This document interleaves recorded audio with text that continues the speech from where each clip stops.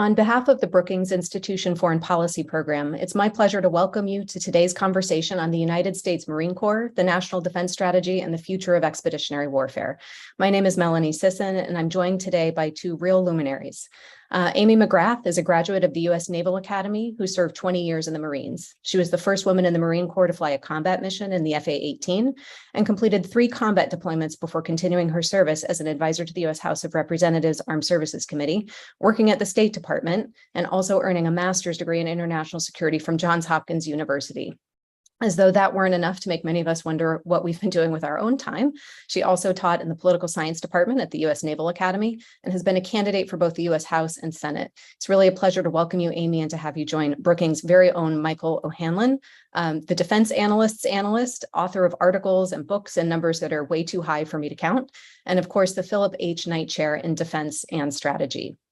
A reminder to our audience that you can send questions to events@brookings.edu throughout, and thanks to those of you who have already done so.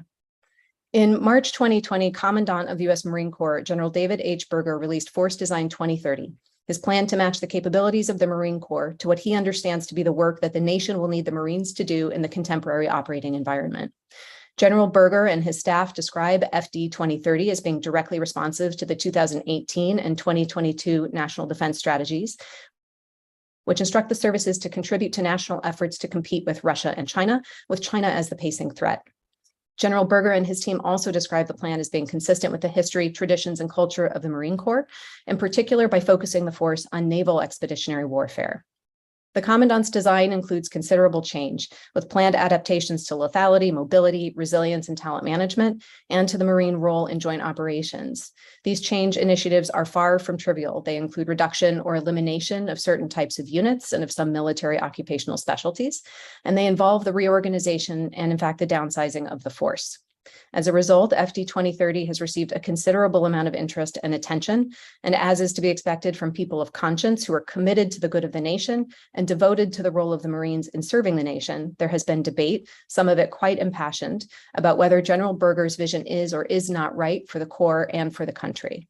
We're fortunate today to be able to draw both on the rich content generated in that debate and on the robust set of materials that the Marine Corps has made available to the public to explain the origins and details of FD 2030. There is very much to discuss here, and so I'm actually going to get us started, but with a fairly baselining and straightforward question for the both of you about the full project of Marine modernization. Put simply, in your judgment, do you agree with General Berger that the concepts and plans that have emerged under his leadership do reflect the intent of the 2018 National Defense Strategy and what we know from the 2-page fact sheet about the 2022 NDS? Amy, why don't you go ahead and get us started, please? Well, in short, yes. And what is important to note is that the NDS in 2018 and what appears to be the way we're going in 2022 is that this way of thinking of how we have to structure our force is aligned with both a Republican and a Democratic administration. So this isn't a knee-jerk reaction. We've been thinking about moving from how do we move from sort of land conflicts in the Middle East to a focus more on sea-based, conflicts in the Pacific. And so this force design, in my opinion, from General Berger, is looking at how does the Marine Corps fit into that bigger piece. And I think, it makes sense. Mike, over to you. Thanks, Melanie, and also excellent introduction of the topic and of both of us. And like you, I am thrilled to have my good friend, Amy McGrath, just a real American hero, part of this discussion today. For me, the answer is mostly yes, and we'll get into specifics in a little bit. There is a chance, in my opinion, that General Berger has gone slightly too far on a couple of the changes. And the fact that the vision may be largely derived from and based on the national defense strategies of 2018 and 2022 is good as far as it goes, but national defense strategies aren't always the last word. They sometimes change after 4 years. Amy's right, certainly, that we do now have some continuity from one administration to another, and that gives General Berger some additional reason to believe that this is a solid foundation. So does, I think, his own very sound understanding of the geopolitics of the 21st century and the importance of China's rise. But I would remind folks that, of course, the 2018 National Defense Strategy still prioritized Russia as well as China.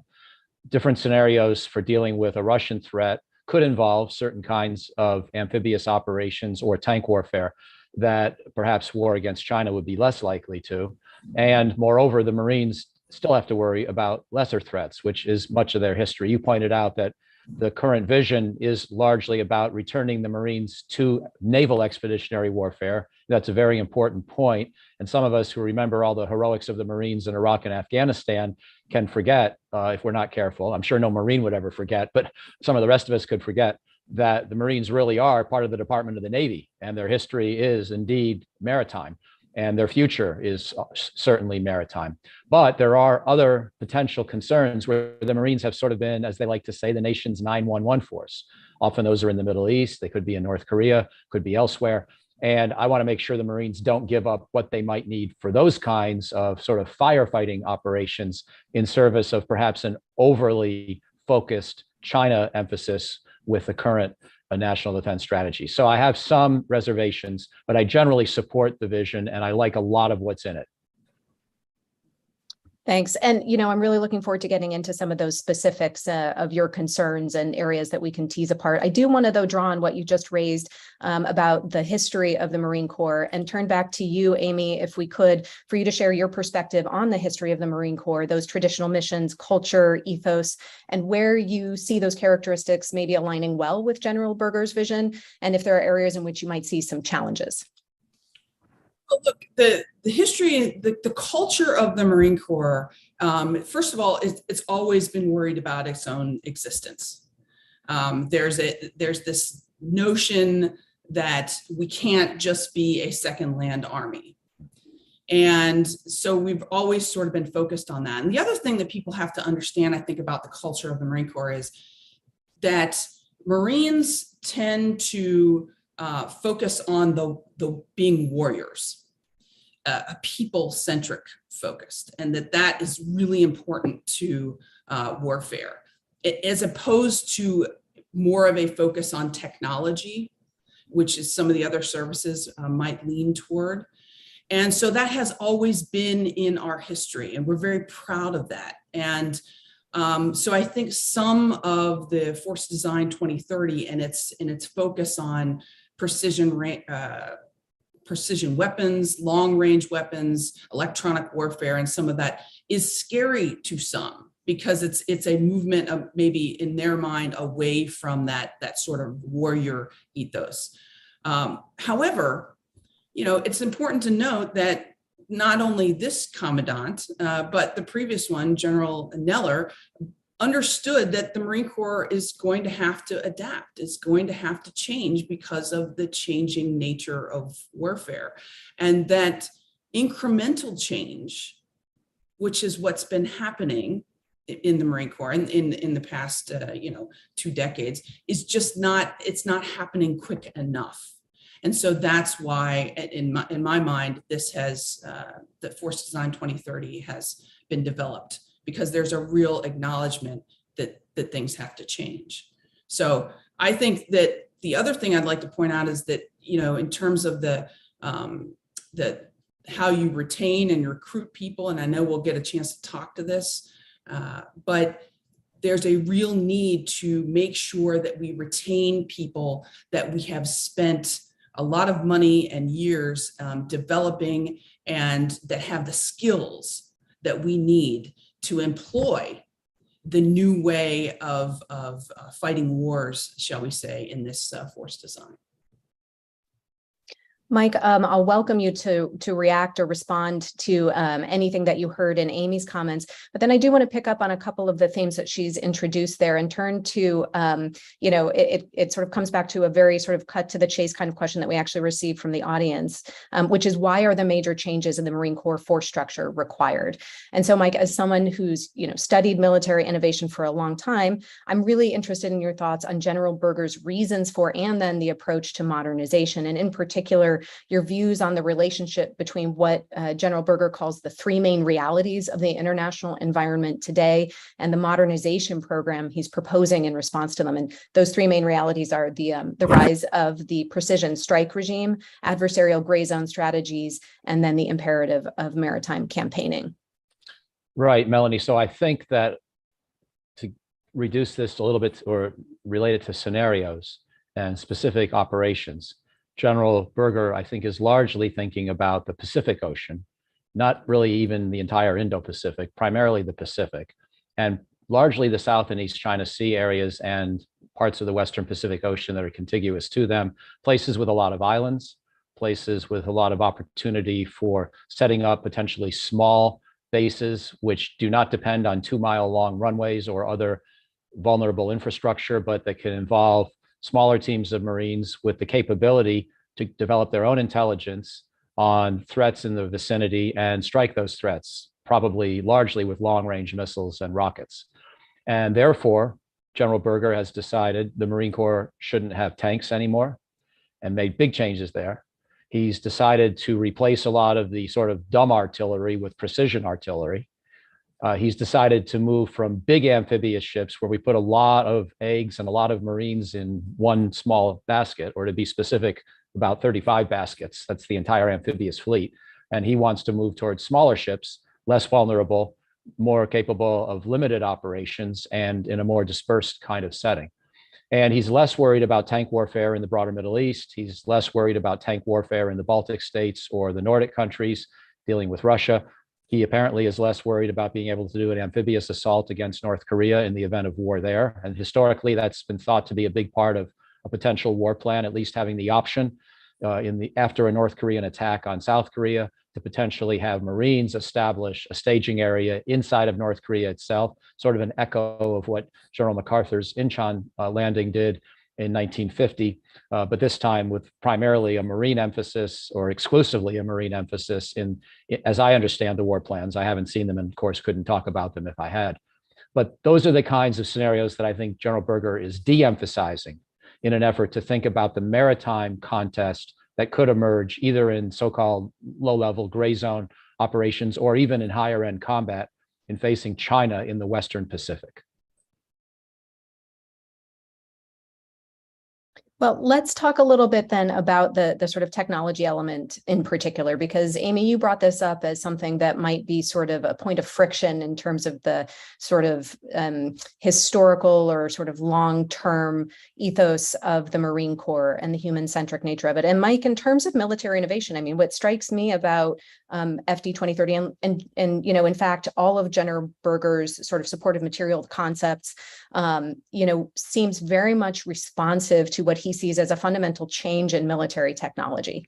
And so, you know, I wonder if either or both of you agree with that or not, or if you worry that the emphasis on the change in technology might lead to sort of these choices that, as you've sort of described, Mike, create priorities in some areas and de-emphasize others. Well, my initial take is that what I liked about this force design is that there is almost finally, there's an acknowledgement that the Marine Corps can't do it all and that we have to prioritize. You know, there's this talk of, hey, the Marine Corps needs to be this all-encompassing force and readiness that can go anywhere at any time and fight anyone, and you know, at any level short of nuclear war. And what I liked about what General Berger is trying to do is that he is basically saying, look, we have fiscal constraints in our country that we are going to acknowledge.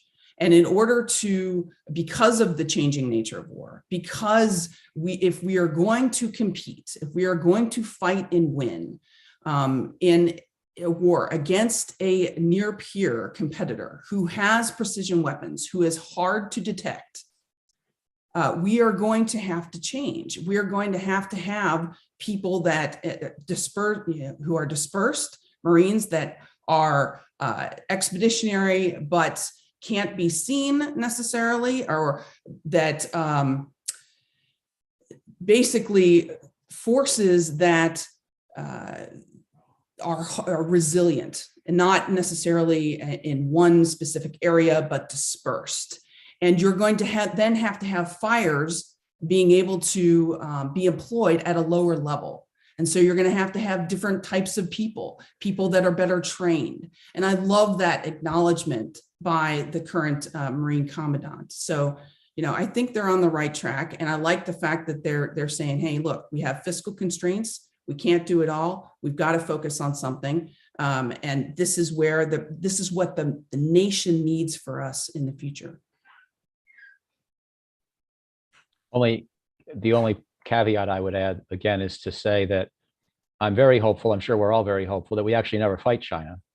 And I don't know what the risks are of war against China. I think they're a little less than the conventional wisdom in Washington, but we should want to make them lower. Whatever they are, they should be less, because if US-China war ever did happen, we all know it could be a catastrophe that rivaled World War II or worse if it goes to nuclear weapons deployment. So to the extent that this can help deter China, I need to be pretty strongly in favor.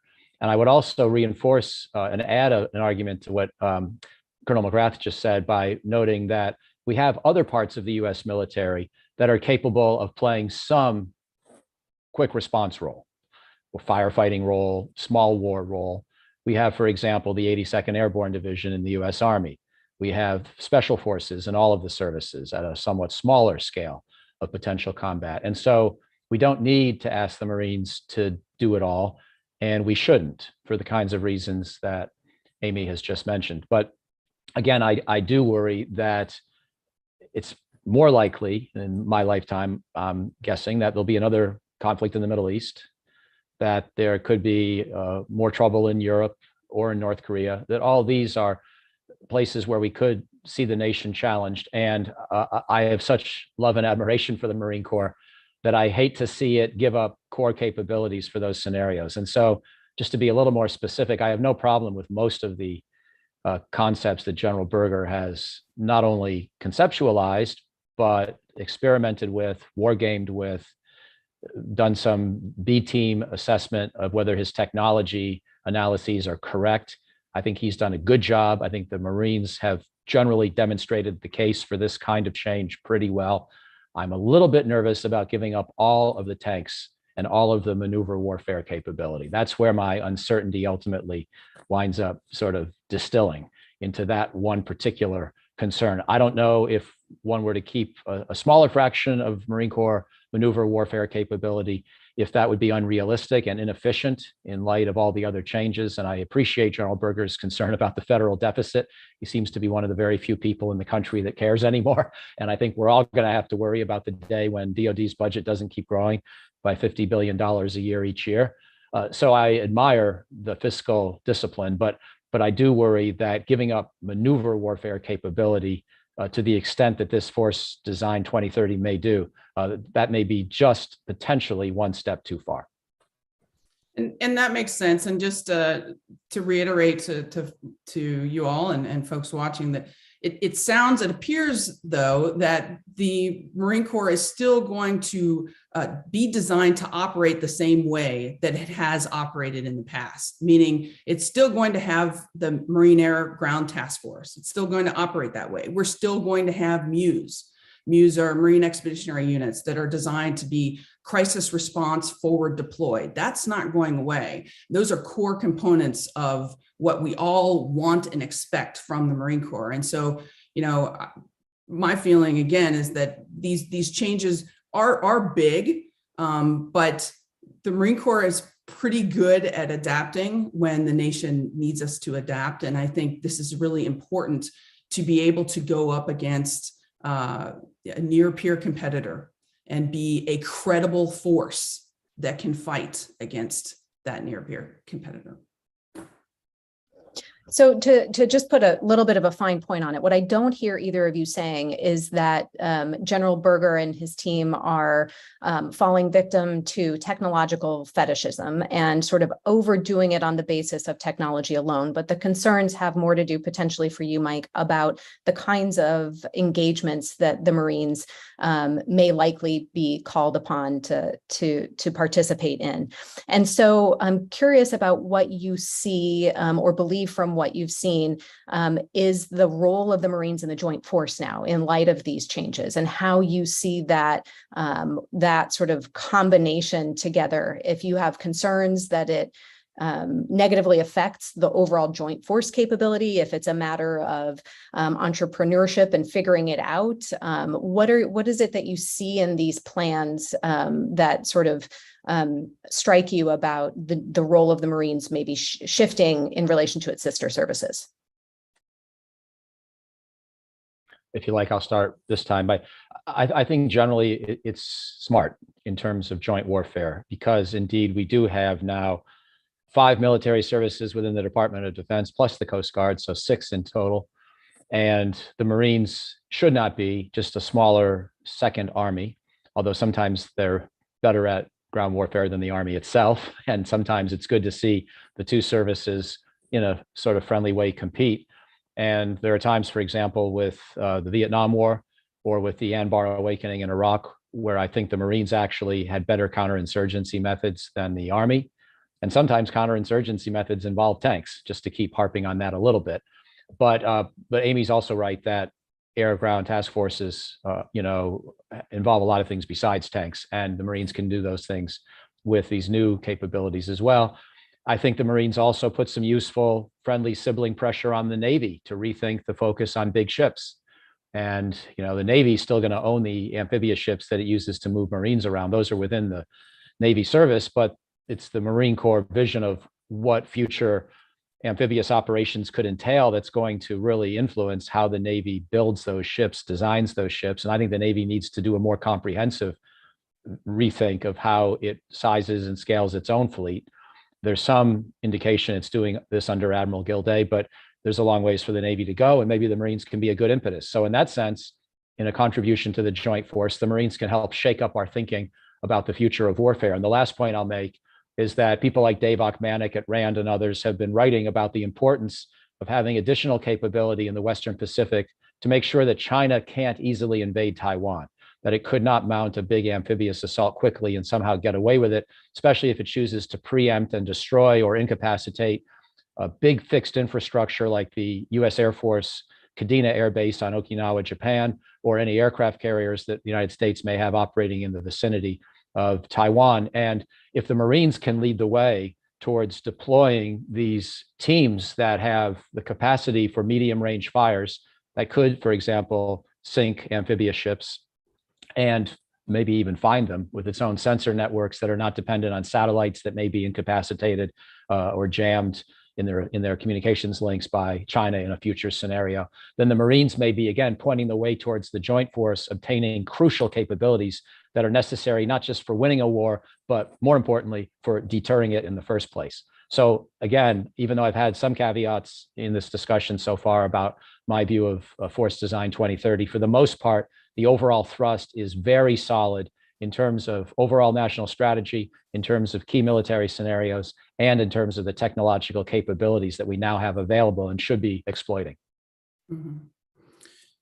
Yeah, I think we always have to go back to what the goal is. And you said it a few times, Mike. The goal is to deter major conflict in this region. And in order to do that, you have to have a credible force that has the conventional capability to fight and win in the, given the nature of war and the way it's moving. And so that's what the goal is here. I think the testimony, going back to your question, Melanie, the testimony that we've seen so far from the combatant commanders when asked about this new force design from the Marine Corps has been generally positive. And that and that's important to point out. I mean, these are the commanders, the 4 stars who are out there looking at their regions every day And it's not just the Pacific region, so the other regions have also said that this has been generally positive. So I think the Marine Corps has a history of trying to shake up thinking, and that's a good thing. And I think this aligns with that past history. The other thing that is important to note is that when reading and studying the Force Design 2030, the other thing that I really liked is there's an acknowledgement that we haven't figured it all out. This isn't set in stone. There are other things that need assessment. Again, this isn't a knee jerk. There's been lots of wargaming, lots of studies. But for example, the Commandant talks about needing more assessment about the F-35 capabilities, about the ground tactical vehicles capabilities. The infantry battalion redesign hasn't been set in stone. They're talking about logistics and that they need to think through all of these things. They're also talking about the future of, what other capabilities might we need to look at, either connecting more with the Navy or even bringing into the Marine Corps, like coastal riverine mine countermeasures and that sort of thing. So I think this is good in a sense that saying, hey, we need more assessment on these things. We're being transparent about it. And that's refreshing. I want to ask a quick question sort of on the tail end of this, and then I might change us a little bit and look at a bit more of the people element, Amy. But before we do that, Mike, I wanted to ask you, Amy just brought up the very explicit acknowledgement in Force Design 2030 and throughout about how much more there is to learn and the process through which the Marine Corps will continue to do that. General Berger has called it the campaign of learning. And it's very much a feature of the documents that they've produced. So you've said the overall sort of thrust of the entire design seems to you, at least from the joint perspective, to be on track and a good idea. What could you see in this campaign of learning, or what features of the international environment might change that would suggest to you that a real redirect of prioritization in the Marine Corps would need to happen? What is it that we could see happen that would convince you away from this general design? US-China friendship, I suppose, would be the number one bottom line, because I do feel that as long as we have the unresolved disputes with China in the Western Pacific, and I'm not as much of a Sinophobe or a China hawk as a lot of people I know, but I would acknowledge that having just been with you in Taiwan and revisiting that issue, and certainly understanding the threats that China has declared it would consider posing to Taiwan, to various claims it has in the South China Sea, to the Senkaku Islands, also claimed by Japan in the East China Sea, that I just think there's a lot of maritime mischief that could go down in the next 5 to 25 years or more. And unfortunately, even though most of the stakes, with the exception of Taiwan and access to key shipping lanes, most of the stakes are relatively small. Once a war gets started and there's enough mutual suspicion and antagonism between the two great superpowers of the 21st century, as I expect China and the US will be, then there's no telling where a conflict could go. And so it really is correct to center on this relationship with an eye towards improving deterrence. And it's just so important. On the other hand, Vladimir Putin is the guy who's actually killing people right now and actually disrupting the international order. So any strategy needs to stay as focused on him as on China. I think the 2018 National Defense Strategy had it right when it prioritized those two countries. And I am a little nervous that the 2022 NDS, or what we know about it publicly so far, may slightly overemphasize China. But certainly this could be, arguing about how many angels dance on the head of a pin, because we got to think about both. And we've certainly got to think a lot about China. Amy, I'd welcome your thoughts on that as well, but I do also want to make sure that we touch on some of the people elements that you had mentioned earlier. So the kind of people that you think the Marine Corps will need in the future, the skills and attributes they'll want to have. And then if you can talk a little bit about what you might anticipate for the transition from the recruit and replace model to a new retain and invest approach. Well, just, before I go into the personnel and the talent management, when Mike was speaking, it reminded me, Mike, of what Robert Gates used to say, and I'm trying to paraphrase it here, but he said something along the lines of, the United States has a perfect record, in modern times of predicting when and where future outbreaks or future wars are going to happen. And we always get it wrong. Perfect record of getting it wrong. But I also think that, through deterrence, as he has said, we also have a perfect record of preventing large scale conflict in the places that matter. And I think that this is doing that, that this is a move toward that end. So, but in terms of the talent, and the skills, in order to change your force and design it the way that the Marine Corps seems to want to go, there's an acknowledgement that you have to shift from this attitude of we're going to recruit and replace, meaning, every 4 years, we're going to get a new batch of folks in there. And that has been the way the Marine Corps has run for a long time, and shift to trying to retain and invest in people. And why is that so important? Because for example, if in this plan, the Marine Corps is getting rid of some infantry battalions, but the response to that is, but the infantry battalions that are left are going to be better trained.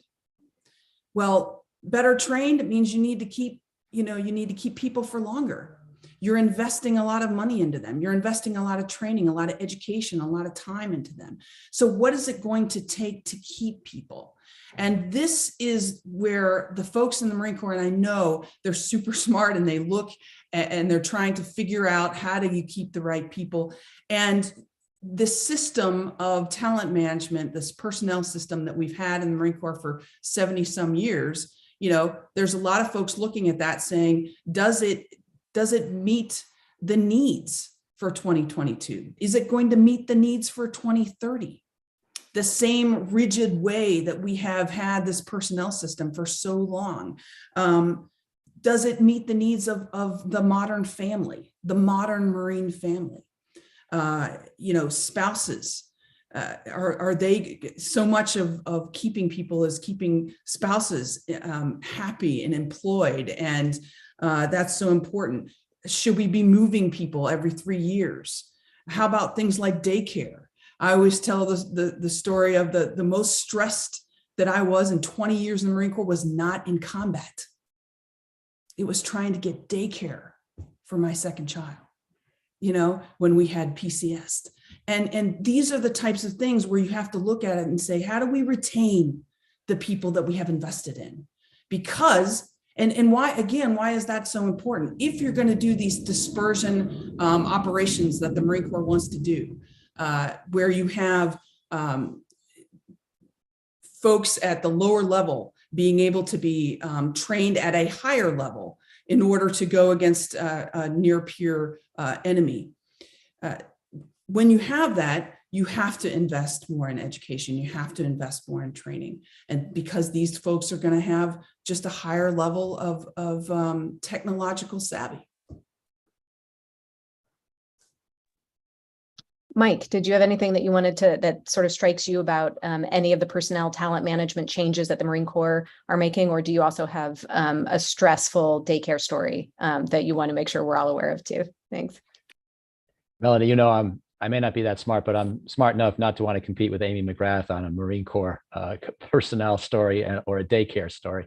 I will, if you don't mind, unless you were going to get to it later, I'd like to bring in one other perspective that I think generally supports General Berger's vision, which is based on history of military revolution and innovation. If I could add a word on that, please.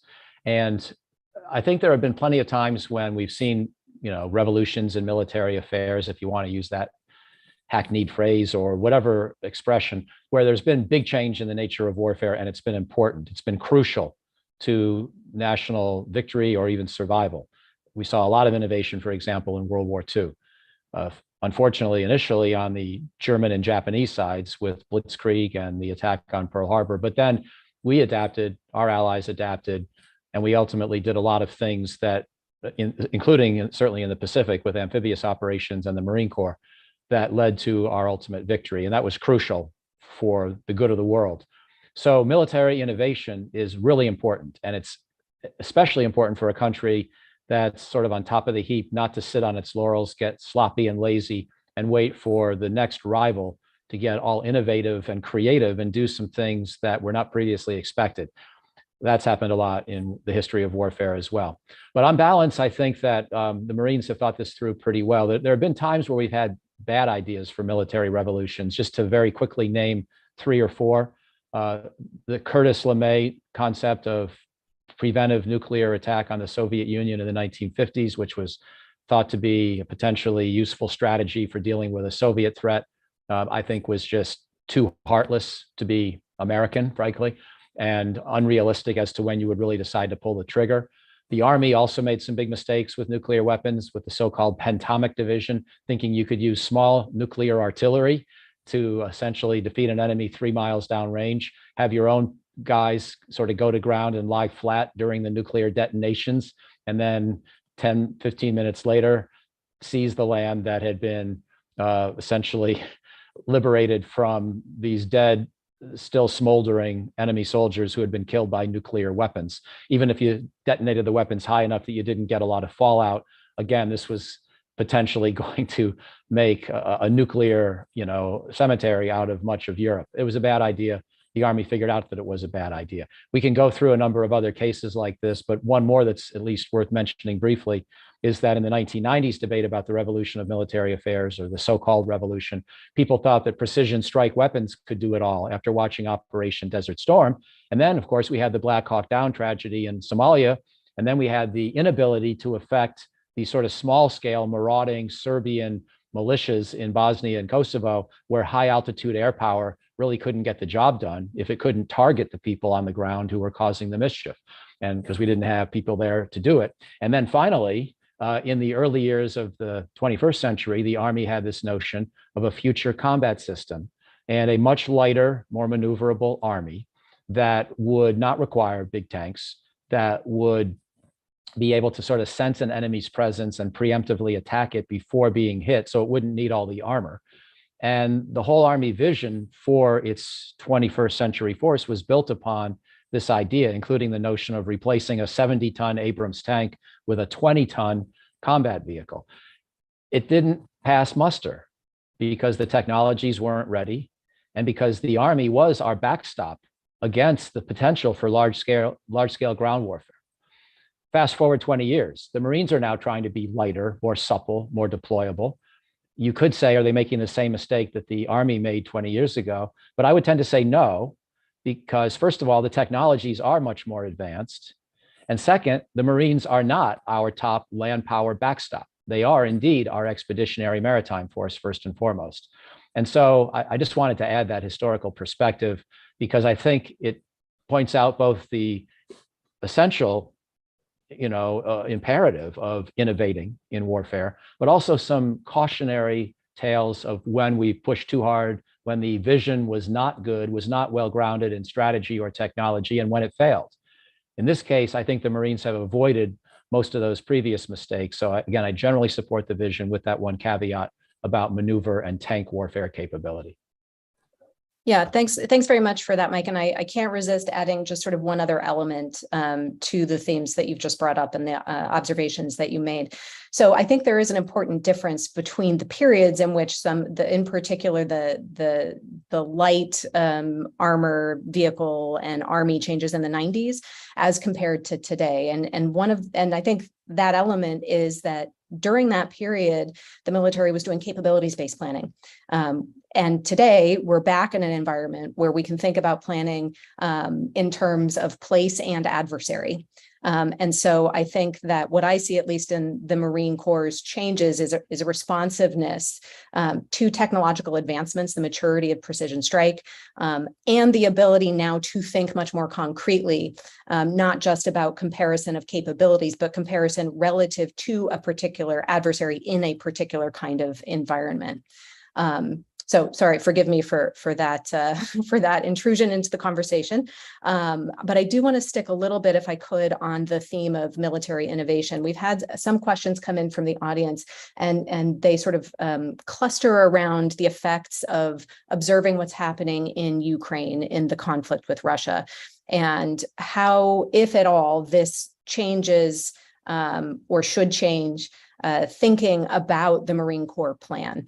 Is there something that you see in what's been unfolding in that conflict that you think relates usefully to Force Design 2030 or the Marine Corps' broader modernization plans, either to the good or potentially as part of the campaign of learning that might suggest that there's some needed adjustments? Amy, do you mind if I'll start with you this time?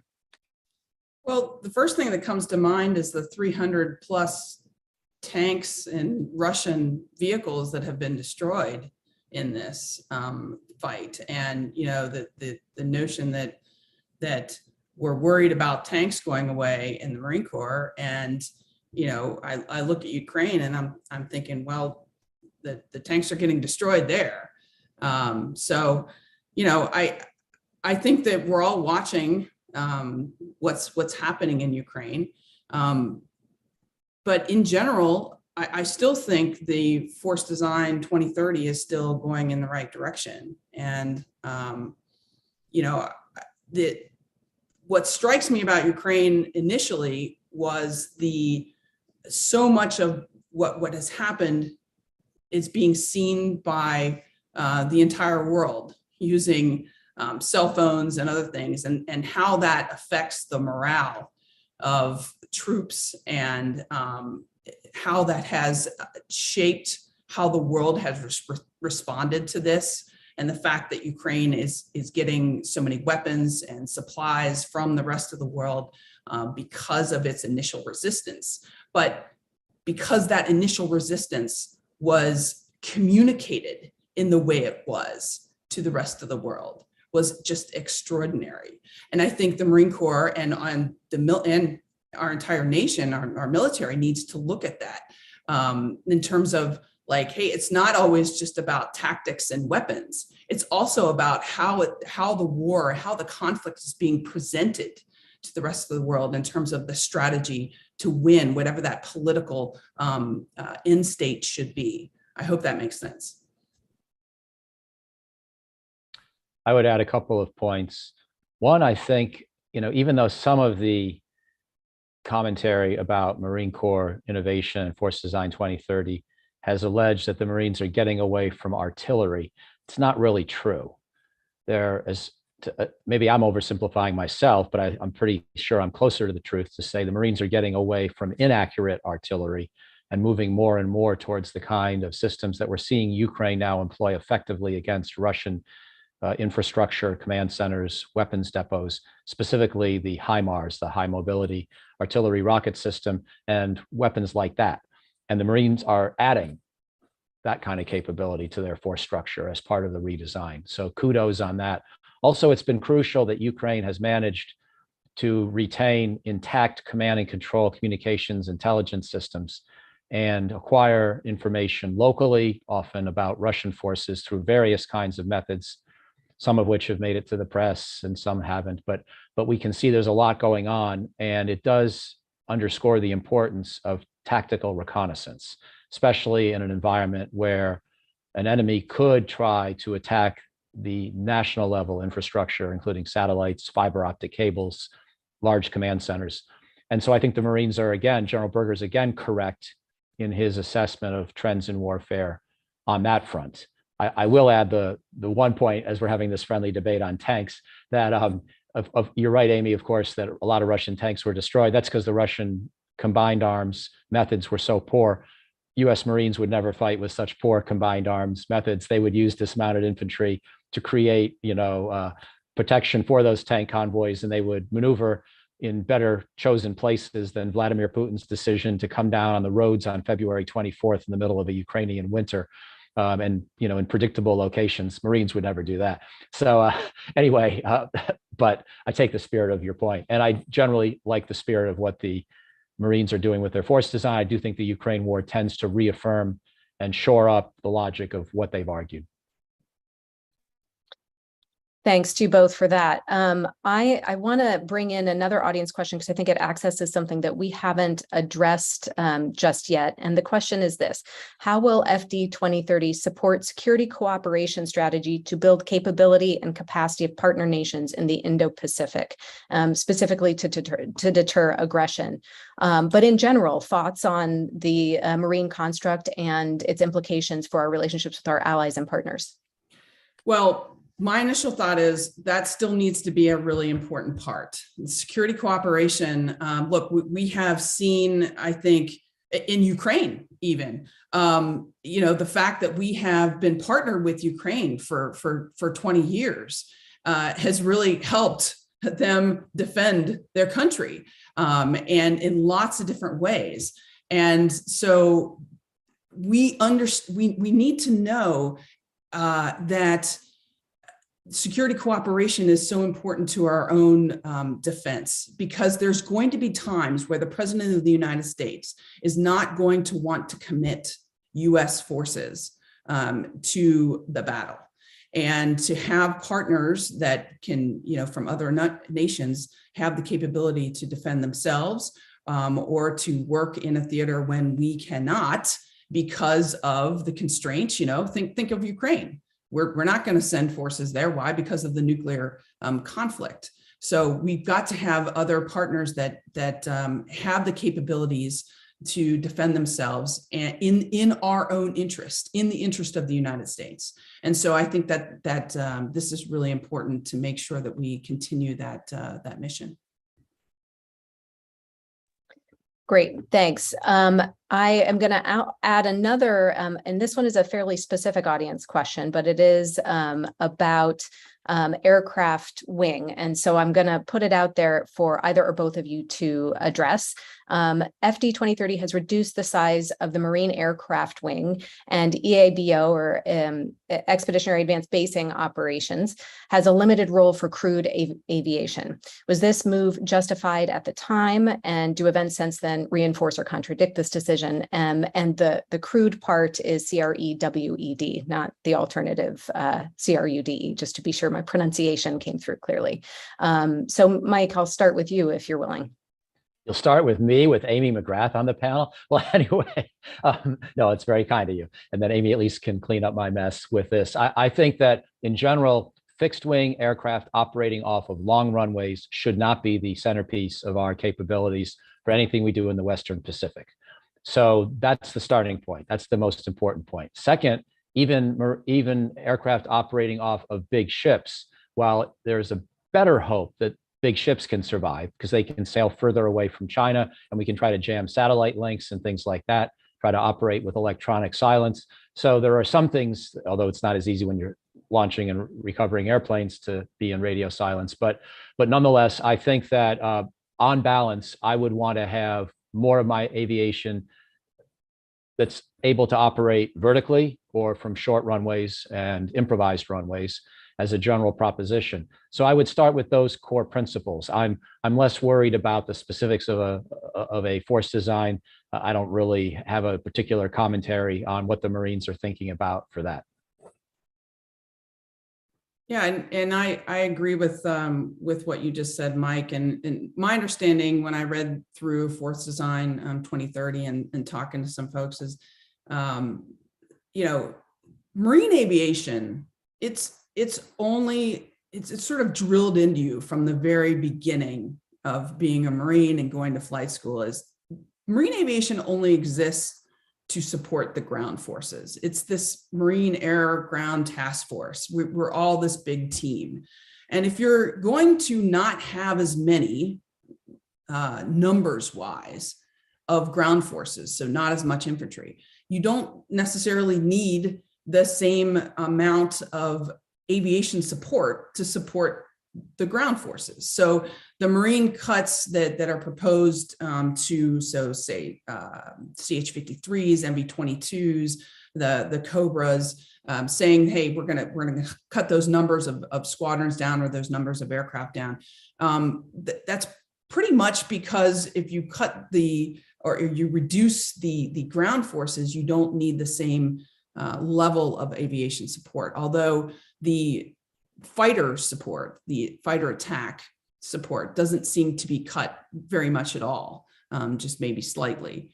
And that's probably because there's an acknowledgement that we need that long range capability for precision attack still. And all of the capabilities that come with the F-35 are so important to make sure that we have available for modern warfare in the future.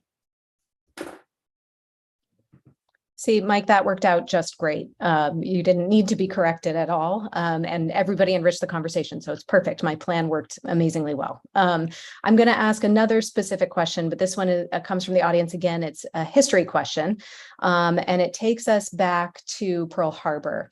And the question is essentially that, maybe history doesn't repeat itself, but there are some similarities that this questioner sees.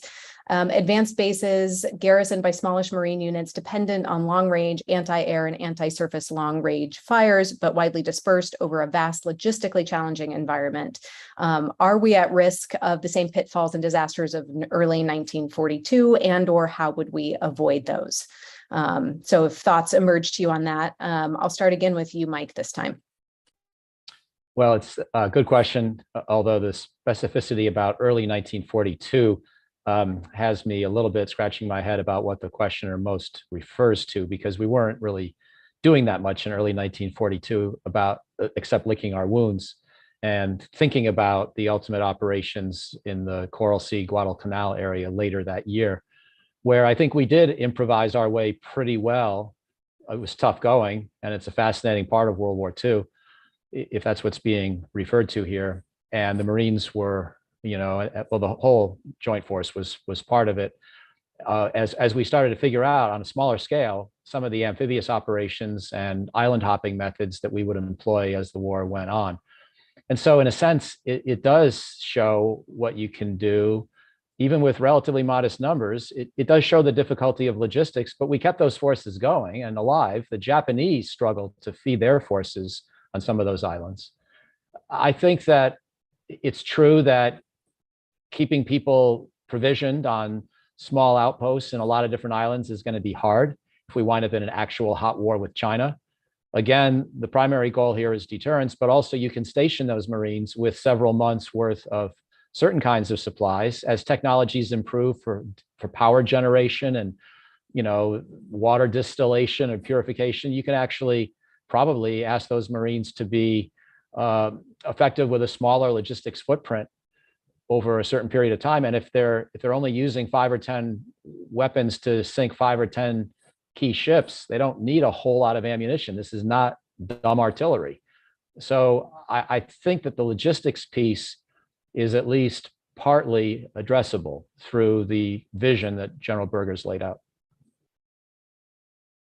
Great, thanks. The logistics question has come up, so appreciate you addressing that. I do want to fit in one last question here, if I could, for you both, because we've had a lot of interest from the audience about Taiwan contingencies specifically. And so you're welcome to comment on any element of the Taiwan question that you see fit, but I will give you one specific, and it has to do with the idea that the American public, in this questioner's words, seems predisposed to provide self-defense assistance, but not to send combat forces. So does that affect recent, current, or potential USMC assistance specifically to Taiwan? Amy, I'll start with you. Well, that's a great question, and I don't know the answer. However, I would say this. Yes, we have been predisposed to only send self-defense equipment in the past. However, with Ukraine and what has been happening, my hope is that the American people will look at that and say, maybe we need to be supplying our partners with more lethal weapons here. And so that there it gets the political push to be able to do that, because I think that might be really important. I know that, and Mike is the expert in this area, so I'll shut up shortly, but I know there is a fine balance here with not pushing too far, when it comes to China. We all want to deter major conflict. So the debate is, how do you do that? And if you send, too many more aggressive weapons to Taiwan, does that tip the balance and make things worse? And that's something I'll kick over to Mike. Thanks, Amy. And I'll respond on that. But I also was reflecting on the previous question, and perhaps it was intended to evoke the terrible tragedy of the Bataan Death March in the Philippines, early 1942, which does sort of drive home the point of the vulnerability of a bastion of American forces and what can happen if they are overwhelmed. And so I think the question is very good for getting us to think hard about whether, are we talking about 100 small outposts with 100 Marines each? Are we talking about 10 that are more defensible, but that have some geographic scope, but that can fall back into a more limited space and form a defensive perimeter if there is a Chinese amphibious assault on one of those islands, let's say in the Philippine archipelago or somewhere else. So I appreciate the question. I think that's the kind of ongoing analysis we're going to have to keep doing.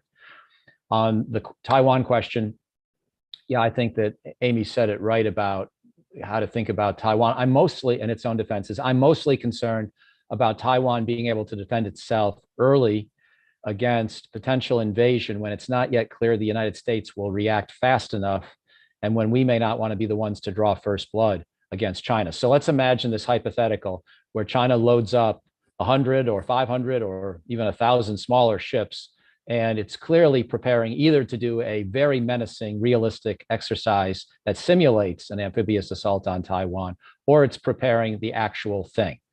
And its only realistic hope is going to be that either it takes American forces out of the war early, and also Taiwan runways and other, capabilities that could attack those ships through a preemptive missile strike, maybe some cyber strikes, some commando operations, or that somehow we just sit out the war because we don't want to, draw first blood. We've got a policy of strategic ambiguity. And so we want Taiwan to be able to fend off that initial invasion by itself, so that a future American president doesn't have to make that momentous decision about deciding to sink 100 Chinese ships before the Chinese have even fired at us. In other words, to essentially accept the risk of World War III, because that president disbelieves the Chinese claims that this is just an exercise, just a threatening maneuver. We don't really want to leave an American president with that binary choice. So we want Taiwan to be able to handle its own defenses at first in that scenario in particular. I think our weapons transfer policies should therefore focus on improving its quote unquote porcupine defense capabilities, anti-ship missiles, smart shallow water minefields, Stinger anti-aircraft missiles, some javelins in case some of the Chinese do get ashore. And the good news is those weapons are not threatening offensively against the Chinese mainland. So I think we can do a lot of this while avoiding the conundrum that Amy rightly points out. Great. Well, I can't thank you both enough for this conversation today, the very thoughtful approach, different perspectives, the use of history, the use of experience. Before I sign us off, I can't resist taking advantage of the last 3 minutes that we are allotted and inviting you both to add anything that you think was overlooked or any last quick thoughts that you'd like to share with the audience today. Amy, to you first, please. I'll just reiterate, I thought it was this Force Design 2030 is well thought out. It's not a knee-jerk reaction. It aligned with the greater strategic message and guidance of two administrations now, one on the Republican side and one on the Democratic side. And I think that's we're moving in the right direction. And I'm glad to be with you today. And I'll just say, first, I'm glad to be with both of you. And again, Amy, it's a privilege. You're a great friend, but you're also just a great American and inspiration. And we're so pleased to do this event with you at Brookings.